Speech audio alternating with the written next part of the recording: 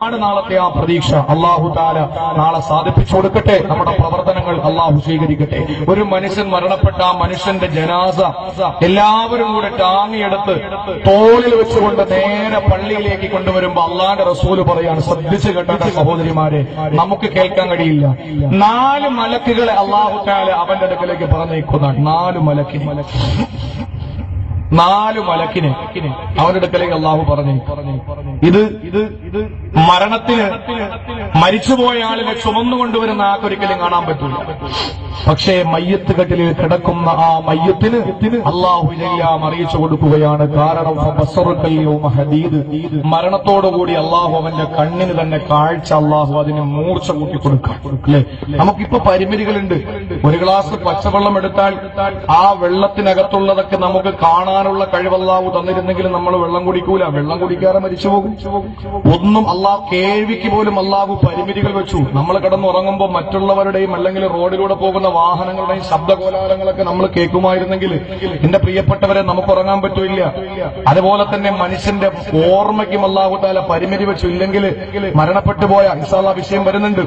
ആ മരിച്ചുപോയ ആളിനെ പറ്റിയിട്ട് എപ്പോഴും ഇങ്ങനെ ഓർത്തുകൊണ്ട് നമ്മൾ വിലപിക്കൂലേ? എന്റെ പ്രിയപ്പെട്ടവരെ, അള്ളാഹു മനുഷ്യൻ ഇവിടെ എല്ലാം പരിമിതിയായിട്ട് അള്ളാഹു കൊടുത്തിട്ടുള്ളത് ഒരു മനുഷ്യന്. അതുകൊണ്ട് തന്നെ മരിച്ചു കഴിഞ്ഞാൽ ആ മനുഷ്യനെ കൊണ്ടുപോവുകയാണ്. എന്റെ പ്രിയപ്പെട്ട ഉപ്പ മരണപ്പെട്ടുപോയി, എന്റെ പ്രിയപ്പെട്ട സഹോദരൻ മരണപ്പെട്ടുപോയി, അല്ലെങ്കിൽ പൊന്നുമോന് മരണപ്പെട്ടുപോയി. ആ ജനാസയരാ തോളിലേക്ക് എടുത്ത് വെച്ചുകൊണ്ട് വരികയാ. ആ സന്ദർഭത്തിൽ അല്ലാഹുവിന്റെ റസൂല് പറയുകയാണ്, 4 മലക്കുകളെ പടച്ചുകൊണ്ടുവരാൻ അയക്കുകയാണ്. എവിടേക്കും അറിയോ? ആ മനുഷ്യന്റെ അടുക്കലേക്ക് അയക്കുകയാ. ആ മനുഷ്യനെ എല്ലാവരും കൂടി ചുമന്നുകൊണ്ട് ലാ ഇലാഹ ഇല്ലല്ലാഹ് എന്ന കലിമ ചൊല്ലിക്കൊണ്ടതാ കൊണ്ടുവരികയാണ്. ലാ ഇലാഹ ഇല്ലല്ലാഹ് ചൊല്ലിയിട്ട് ആ മനുഷ്യനെ കൊണ്ടുവരിക. ആ സന്ദർഭത്തിൽ ആ മനുഷ്യന്റെ അടുക്കൽ അല്ലാഹുവിന്റെ റസൂല് പറയുന്ന ജനാസ ചുമന്നുകൊണ്ട് പോകുമ്പോ 4 മലക്കിനെ അല്ലാഹു നിയോഗിക്കുകയാണ്.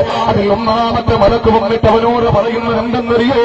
എന്റെ പെങ്ങളെ, നാളെ മരണപ്പെട്ടുപോയാ, ഇന്ന് മരണപ്പെട്ടുപോയാ, നാളെ മരണപ്പെട്ടുപോയാ, മരണപ്പെടുന്ന സമയത്ത് ആരോരുമില്ലാതെ നമ്മൾ എല്ലാവരോടും പ്രതികരിക്കാൻ കഴിവില്ലാതെ കിടക്കുന്ന സന്ദർഭത്തിൽ എല്ലാവരും നമ്മൾ തോളിലേറ്റിയിട്ട് ചുമന്നു കൊണ്ടുപോകുമ്പോൾ നമ്മൾ പറയുമല്ലോ നല്ല മനുഷ്യരാണെങ്കിൽ അവരെ പറയുകയാ, കത്തിമോനെ പെട്ടെന്ന് കൊണ്ടുപോടാ, ഇന്ന കബറിലേക്ക് വിട്ടുവെക്കണോ.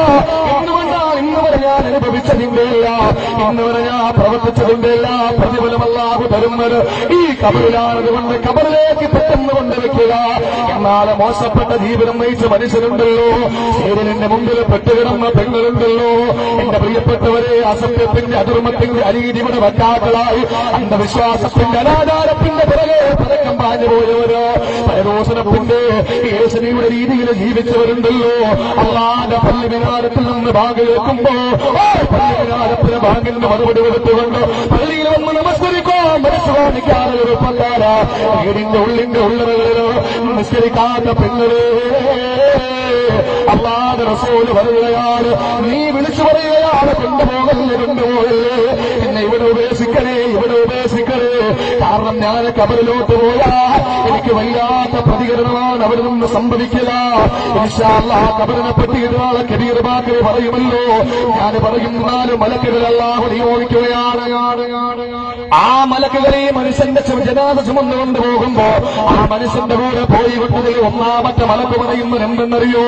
1ാമത്തെ മലക്ക് വിളിച്ചു പറയുക, ചുമക്കുമ്പോഴേ നിനക്ക് കേൾക്കാൻ കഴിയില്ലടാ പൊന്നുമോനെ, മയ്യത്തുകെട്ടിലെ കിടക്കുന്ന നിന്റെ ബന്ധുവുണ്ടല്ലോ, അവന് കേൾക്കാൻ കഴിയുന്നൊരാൾ. അതുകൊണ്ട് ഈ സദസ്സിൽ വെച്ച് ഞാൻ ഇവിടെ പറയുമ്പോൾ എന്നുള്ള വിഷയം പറയുന്ന അനുഗ്രഹീതമായ സദസ്സിൽ വെച്ച് ഞാൻ എന്റെ പെങ്ങളോട് പറയുകയാണ്, ഇല്ല പെങ്ങള്, വേണ്ട പെങ്ങള്, ദുനിയാവിന്റെ സുഖാഡംബരങ്ങള്, ദുനിയാവിലെ ആ സുഖാഡംബരങ്ങളോട് നമ്മുടെ തൊഴാതല്ലിട്ട് മരിക്കേണ്ടവരാണെന്നുള്ള ബോധ്യം നമുക്ക് വരട്ടെ. 1ാമത്തെ മലക്ക് നിന്നോട് വിളിച്ചു പറയുകയാണ്, നിങ്ങളത്തിൽ ആചാര വങ്കത്താറ്റില്ലാമാ ഇങ്ങത്തത് ഇങ്ങളത്തി രാജാ നിന്റെ അവരിതാ തീർന്നിരിക്കുന്നടാ പൊന്നുമോനെ. നിന്റെ ഉമ്മാന്റെ ഉദരത്തിൽ വെച്ചോ ആ മലക്കെഴുതിയല്ലോ എത്ര നാളാ ജീവിച്ചിരിക്കുന്നതെന്നോ.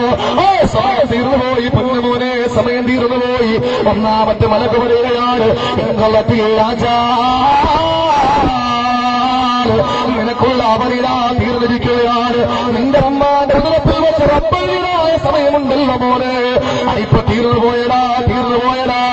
നീ അറിയുന്നില്ല അറിയുന്നില്ല. ഞാനൊന്ന് പറയട്ടെ പെങ്ങളെ, ഒരാൾ മരിക്കുന്നതിന് 40 ദിവസങ്ങൾക്ക് മുമ്പ് മലക്കുകൾക്കെല്ലാം അറിയിപ്പ് കൊടുക്കുകയാണ്. പാലക്കാട് ജില്ലയിലെ പട്ടാമ്പിക്കടുത്തുള്ള ആരൂരം എന്ന് പറയുന്ന ഈ പ്രദേശത്ത് ചിറ്റപ്പുറം എന്ന് പറയുന്ന